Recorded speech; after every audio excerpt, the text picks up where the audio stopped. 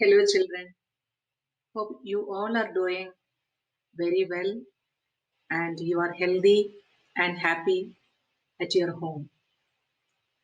Now, the year gone by has been very tough for all of us. Though we were at home, it was kind of hard for us to deal with the monotonous lifestyle because we are habituated to having a social life. Human being is a social animal. So it is very important for us to talk to people, mingle with people, go to places. So, all these things are very important in a person's life, which we could not do the past year. And we were confined to our home, strengthening the family relationships. It's very important for us to have family relation, strong family relation. First and foremost, it is the basic unit of a society. So we rely on family relations so much. Now, here in the story, a most important person, we are going to learn about the importance of relationships, the importance of friendships, and the importance of having interpersonal skills for a person. This was written by Margaret Weymouth Jackson. She had written many novels and short stories of different genres. Now, let us have an overall thinking about this particular lesson, few areas which we would like to cover before we enter into the story element. What do you mean by social skills? Social skills are nothing but a person's ability to get connected with the society. How do you get connected with the society? We have to be a part of the society by actively participating, by talking to people, uh, by being part of a team, right? This is how we develop our social skills. So, who is responsible to mold a child to have all these social skills? I would say that parents play a very crucial role in molding the interpersonal skills of a child from a tender age.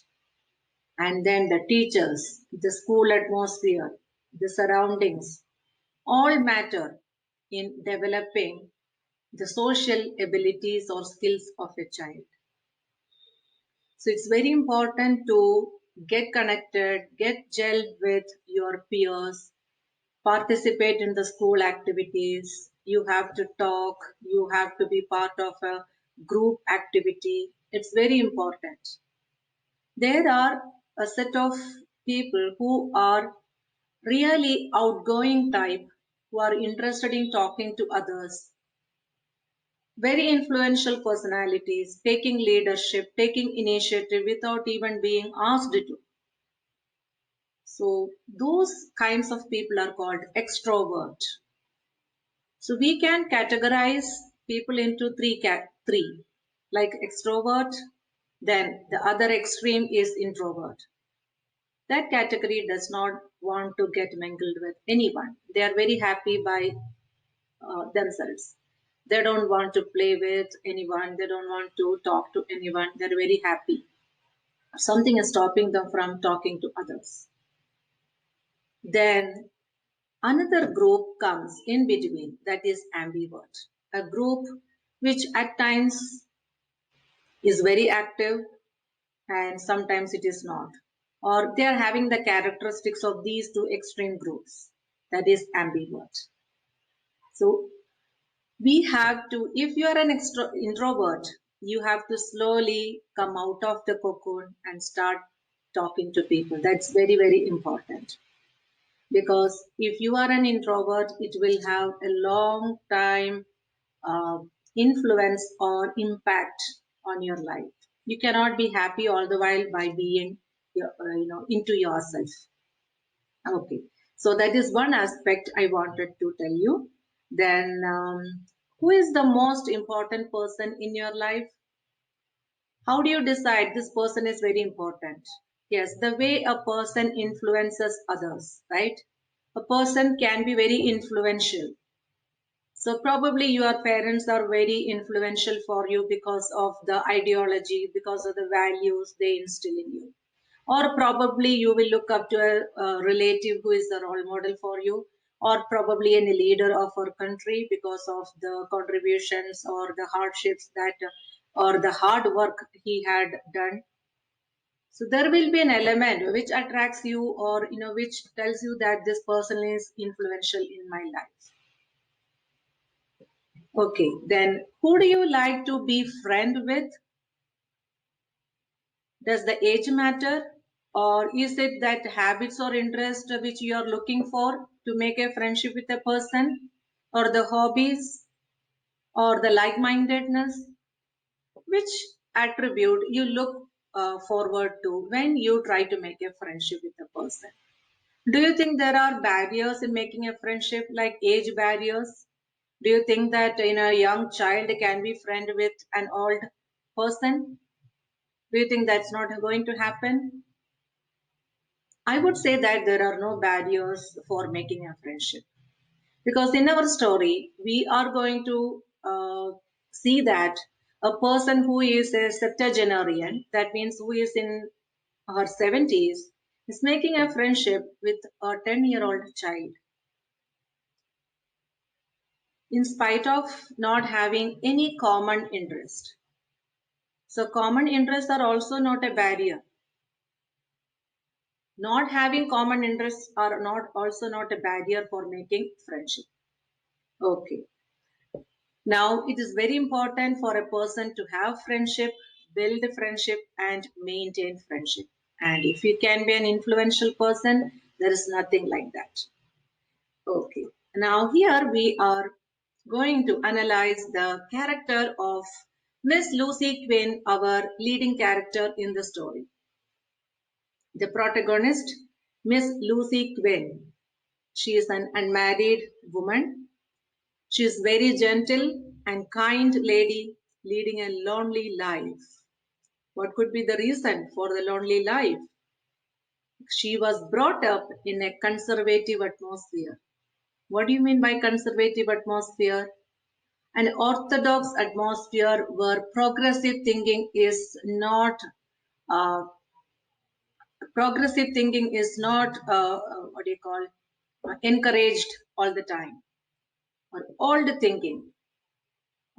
Sometimes, some families are so conservative, they will not leave the child alone outside the house. They will not leave a girl child to go and study abroad. There are some, thinking that is stopping them from progressive thinking. So that is conservative atmosphere. So she was also brought up in a very conservative atmosphere. She was very strictly disciplined by her parents, and she was very unfriendly when in her childhood. Okay, then let us. What could be the reason for that interpersonal for Lucy to no Lucy not to have the interpersonal skills? Miss Lucy and her sister Agatha had been brought up on the fixed idea that there was only a small group of people in the city with whom they might associate. So the parents have restrained these children from getting along with a larger number of people. That is the reason why she was not having any friendship in the society where she was living. So during Christmas, she felt the loneliness all the more. Even though she was living all alone, loneliness was there throughout the year, especially during Christmas times. She felt the loneliness all the more. That is because the entire place is decked up with luminaries, decorations, glitters, and festive mood everywhere. But she was the only one who used it to spend the time all alone in the absence of family, friends, relatives, and uh, neighbors. She had neighbors, but she didn't take an effort to go and make friendship with them. because she did not have the social skills. She was lacking in her social skills. Now, Miss Lucy was very lonely, as you can see in the picture, having nobody to talk to or share the happiness with or remove the loneliness. Then there is a twist. On the Christmas Eve, she happened to meet a set of children who were fighting on the street, and two older children were attacking a small child or a young child who was unable to protest. So she had interfered herself into that fight, and she made sure that the young child is safe. She has rescued the young child. After that incident, she felt very good, but she also felt kind of bad because she had never beaten children at all.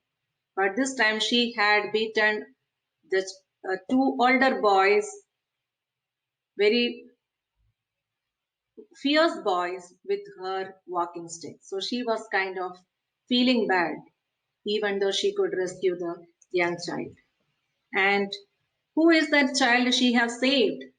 That is Chester Chilton. He is an influential person. Why would I say that he is an influential person? Because later he has changed the lifestyle of Miss Lucy Quinn. So, can a small child do that? Yes, of course, because he was having a vibrant personality. Though he is coming from a humble background, that means he is not very rich, but he had all the values in place. He was talkative, he was energetic, he was enthusiastic, he was bubbly, and he was very loyal and trustworthy. He was responsible, and he could influence Miss Lucy for good. So I would say that even a small child can change the character or behavior of an aged person or anyone. Now, Miss Lucy used to celebrate Christmas without having a Christmas tree. Ever since her parents and relatives have died and relatives have moved away, and she was leading a lonely life, so she didn't find any reason why she should have a tree, Christmas tree. She didn't find the meaning for that. So she was not having a Christmas tree any year. Then finally, when Chester has asked Miss Lucy how could she spend a Christmas without having a Christmas tree, that instigated an interest in her. Then she went to the market, she got a Christmas tree, and also she was very thoughtful of gifting Chester and his younger sister. So at the time of buying a gift, she was kind of perplexed because she had never bought any gift for anyone for some time, for ages probably. So she was taking or asking Arthur, the chauffeur's suggestions, which kind of gift she should go for to buy for Chester. Then Arthur suggests that she should buy a pair of gloves. So even for buying a gift, she was clueless what kind of a gift a child would like. So that shows that she was lacking social skills terribly. She didn't know how to select a gift for a child. She didn't know how to select a Christmas tree, but she has done it. So Chester's presence has transformed her. So she has taken the help of Arthur, the chauffeur, to go over to the market and buy the tree and the gifts.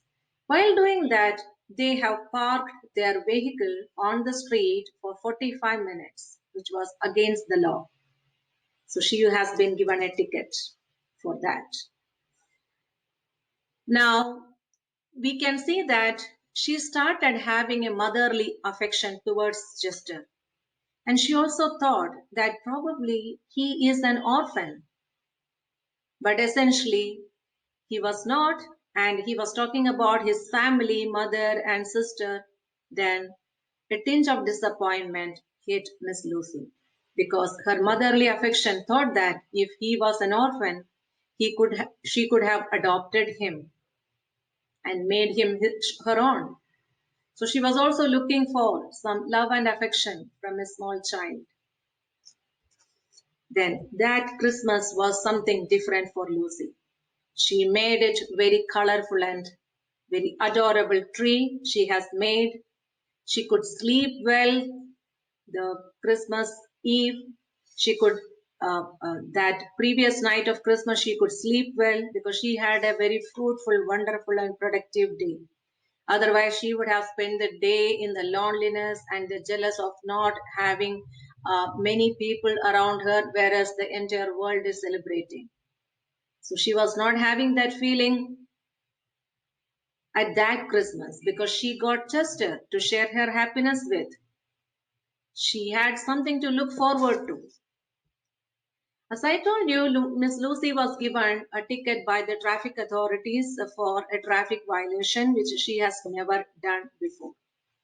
Then the judge was quite surprised to find Miss Lucy in the court. She had personally appeared over there to pay the fine.